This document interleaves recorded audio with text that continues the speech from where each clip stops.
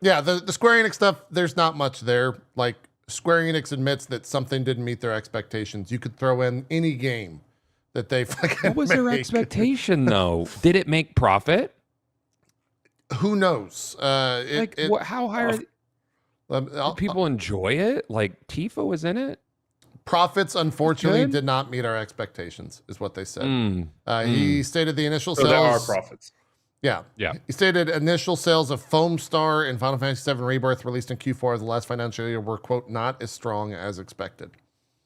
Which, like, I'm curious about like the completion rate for Rebirth, because we could figure that one out very easily. Yeah, you can go to the trophies. Yeah, you right? can go to Sony. Yeah, you can look at the achievements. Yeah, chat. Do Let's the thing. see. We usually expect like 50-ish. Yeah, make to the for a end of game the that game, big. so. I didn't finish it because, I mean, honestly, I was gonna wait for PC for Rebirth. I played Remake. 40%. 42. 42% got the final achievement. That's really not bad. Yeah. 42 points. That's really not bad. I think sales were just low for that game, and they cited because you had to play the first one first. I mean, you could watch a 10-minute video. Yeah. I mean, I'm waiting for it to come on PC, and I'm not going to get a PS. I'm sure we're going to touch on PS5 Pro. I'm not going to get a PS5 Pro for that. I mean, the Digital Foundry video came out this week. We can talk about it now because we talked a little bit about it last week of just like who is it made for. But that the Digital Foundry video came out for the PS5 Pro for Final Fantasy VII Rebirth specifically, and I'll be getting that stupid $700 thing just to finish Rebirth. Yeah, because it was either it was blurry or tough frame rate, and I was like, if I'm gonna experience Final Fantasy VII, because the original 7 is probably a top 5 game all time for me. Yeah, I want it to be the best quality that can be. So I'll probably wait for PC. To play it, and it will be better. Like, there's no doubt about it. You cannot argue that. Yeah. It will be better than the Pro. Before we move from Final Fantasy, I think the thing that scares me about Square Enix's response is similar to most others, is that they're effectively admitting that what they call their HD game segment has been falling behind expectations for a while now. Sure. And that scares the shit out of me, because I really like my Square Enix HD games. Like their mobile is performing much better, clearly. Yeah. Well, I mean, that's also kind of the Japanese market, right? Like, isn't the Japanese market heavily mobile dominated now, more so than the rest of the world? The thing is, like, the West is mobile dominated. Like, everything is. There is no place on Earth that is not mobile dominated. Like, that's the thing that scares me. Is like, I think people underestimate how much of a hobby AAA game development is at this point for companies. Like, of course it makes giant bags of money, but like, if they wanted to optimize for profits, they would drop the AAA segment immediately, right? That's too fucking there much will be to 4 develop, companies. There'll be 2 fucking companies still doing this thing. Rockstar and isn't like a large portion of Square Enix's revenue 14? It is, yeah. 14's carried them for a while now. Yeah. And I know that like the new Final Fantasy like mainline titles, like a lot of those characters make it in the 14, right? Because I haven't played past Realm Reborn. I couldn't. Yeah. Like it was just way too slow for me. They do a lot of tie-ins. Like 16 had a huge tie-in quest after it released, and So it's just to like push more people to the MMO or push content to the MMO. It's a smart little loop of focus. But yeah, I heard that 14 was like their main like cash cow. I don't know. It is. Yeah, they've got you have to pay for it, right? It's one of the only, besides World of Warcraft, subscription based. It's subscription based. So it makes them a shit ton of money. Also, this is a random detail, but like, I just can't get over it. Like, I know it's probably not an uncommon name, but like, I'd never seen it from a C. It's like how the Nintendo guy is Bowser and then Square Enix's guys scare you, and I just imagine him going around punching shit just because like Yakuza is always on. I love the Yakuza series, and that's the way I know that name. That's the first time I heard that name. So every time I hear Kiryu, I'm like, yeah, go beat up some shit. Like, I'm all for it. Like, that's what he's doing. Let's go. He gets into those. He's just going those inside. meetings. Yeah. Takes off. He starts taking off his tie and his jacket. Yeah, exactly. Bare chest. It's like, show me the games. That's how it goes. Yeah. Really want that. I think too the conversation. I don't know. Square definitely got money from PlayStation for being console exclusive for a certain amount of time. 100%. But in the grand scheme of things, that hurts them. Like, there's no doubt about it in terms of sales that hurts when you're, locked to a certain thing. 16 just came out this past week on PC, and like, it's fucking fantastic. I wish I would have waited. I've put about 10 hours into it on PC, and goddamn, is it a gorgeous game? And it actually like really pushes, whether it's not optimized or whether it's just like it is a gorgeous game, but I don't know if it's that much of a powerhouse compared to a lot of other stuff. But it brings my 4090 and, relevantly new, or relatively rather, newer hardware to its knees. Like, I'm crushing 4K 60-ish on that with the highest settings. But I wish I would have waited. But because of, what I do for a job and console exclusivity for a year, and it's probably not selling fantastically. I mean, it's a moment in time, like for staggered releases on consoles or PC. And I think Sony suffers from this too. I mean, like, Ragnarok just came out and to zero fanfare, and people are review bombing it, and that's the need to log in with a Sony login. People have their problems with Sony security, which is totally understandable. Yeah. But when you miss that moment, like, everybody's talking about it, right? Your friends are playing it, and if you're waiting for it to come out on PC, like, I'll just wait for it to be on PC. But a lot of the times, I think people say that and they just don't get it. So, is the initial bag worth it when you still have to have investor meetings and talk about how it didn't meet expectations? But there are different types of money, right? Like, the exclusivity deal is certain. You get that. Sure. No question about it. You can't fuck it up. It can't flop. It can't go Concord, right? Like, you don't have to shut that game down a week later with $0 made. Like, that's the reason those kind of deals happen. If somebody gives me a bag for $500,000 to make a fucking video game, I'll make the best game I can, but I won't give a shit whether it sells because I don't have to. You've already made it. I have a bag. Like, things worked out, right? Like, let me talk to you about my time on Facebook. But that's the thing, right? Like, certain money is different money from potential revenue. They're just different bags. Like, the one you can give me, and then I'm like, okay, hey, sure enough. The other one is like, hey, let's hope God of War sells well. It probably will, but like, I'm a Muslim. I'm not gonna inshallah my business that way. Like, I'm gonna be sure that the thing is gonna make some money, and like, inshallah that works. But like, not that. That's too much, inshallah. That's too much. Like, if God's willing, like, that's not how I'm gonna do that. Like, you give me a giant bag of money, I'll make the fucking video game. Let's go. Yeah. And without the bag of money, I might not make that video game at all. Right.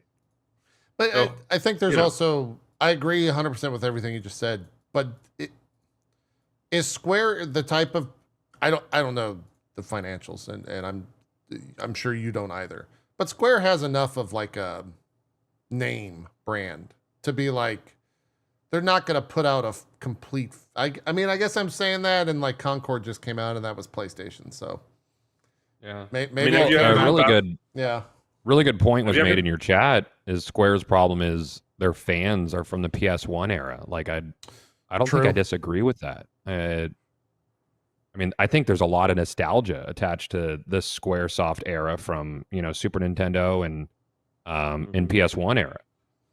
And we're aging. Like, what games have they put out recently that is grabbing like newer gamers? Really? Yeah, that is a good point. They don't Foam Stars? Well, no, that was a massive failure. Which, by the way, did you play Foam Stars? I skipped it. I did not. It banged. It was good. I like it. Yeah. It was really good. It's super fun. It was a non-free-to-play PvP game, so Dead in the Water. Sure. But it was really fun, and it had a really egregious store. But it was fun. It was really. Yeah, I liked it a lot. If I was building that game and somebody offered me a bag of money for exclusivity, I would take the bag. That's an uncertainty. Yeah. No, that completely contradicts what I was saying earlier. So it's still up. Yeah. Yeah, but nobody plays it, and it didn't. And if it's a live service PvP game, why was it on more platforms? Like it was exclusive just PlayStation. I would play that on PC tomorrow. Yeah. You know what I would think? I'm just sitting here. I'm just thinking. You know what I would think would really help explain how the games industry worked? What's that? Like, it would be like a website, and like I know this is going to be prohibited in Australia, but a website where you can put like $100 on an upcoming game. And if it does a certain amount of money, you get 150. You want the stock market, but just for video games? I keep your money. I personally keep your money. Oh, okay. Like that, because that's how it works. Like this is how the games industry works. Is you come in, you go, I have a great game idea. Somebody on this other side of the table goes, when are you launching it? And it's like 3 years from now. Do we even know what's going to launch? We don't know any games that are going to launch in 3 years. And I have to decide right now whether I'm going to give you $350,000, $1 million, $2 million, $10 million, $200 million. Yeah. To make that video game and hope it's going to sell back in 3 years. Like, kind of like Kickstarter, I guess. Yeah. It's a terrible idea. Like game investment, genuinely. Like, and I respect that Catalan is at the publisher now. Like, game investment is a fucking awful idea. Yeah. Well, it's tough. It's hard. Yeah. It's hard. It's a gamble. What Krafton is doing, because they have infinite money, Bugs, that's smart.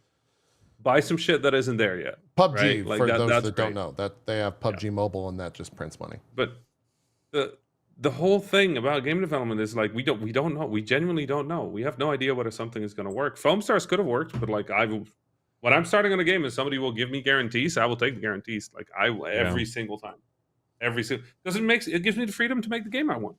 I don't have to worry anymore. Like the publisher has to worry now. Sorry. Yeah. But like I'll like how you keep apologizing. I don't gotta apologize. It's all good. But that's the thing, right? Like I can make the best game I can make if I don't have to worry about how much money it's gonna make.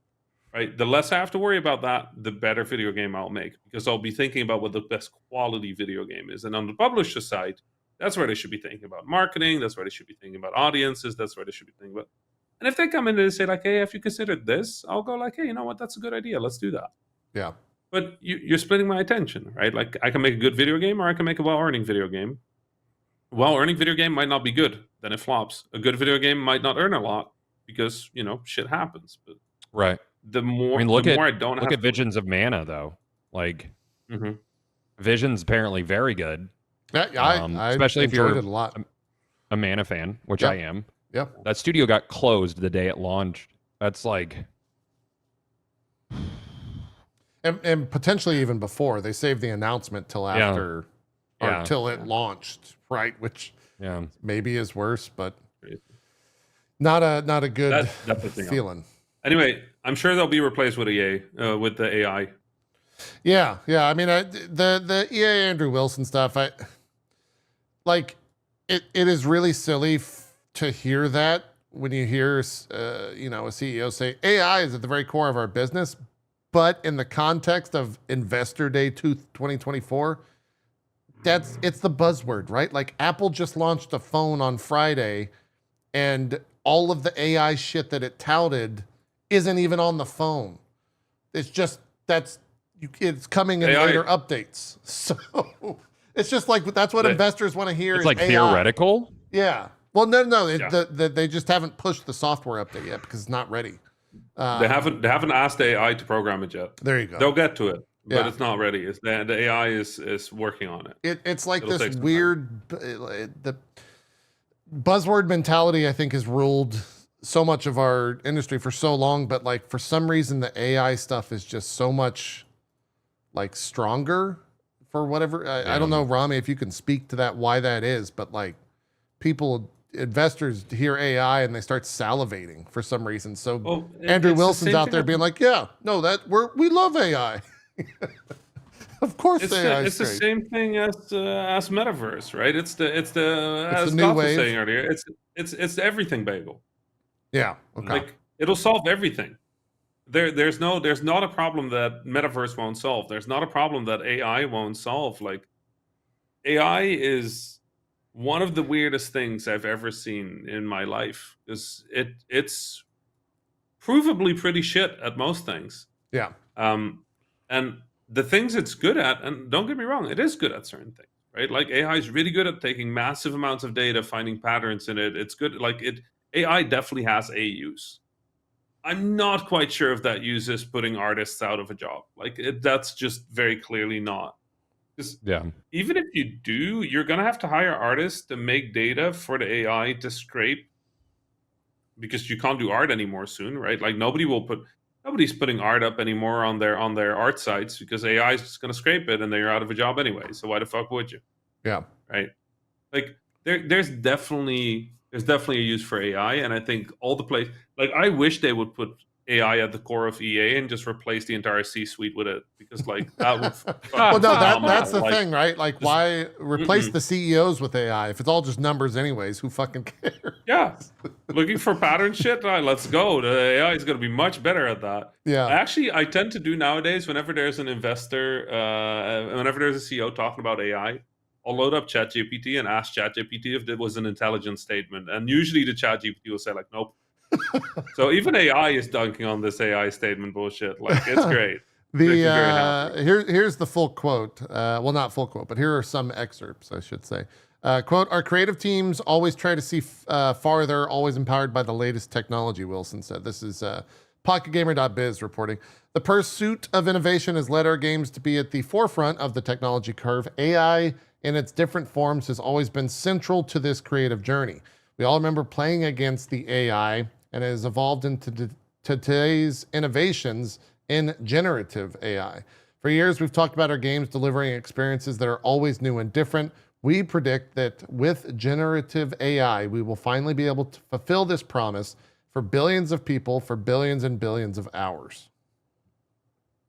So I guess they're banking on just spitting out nonstop AI-driven experiences.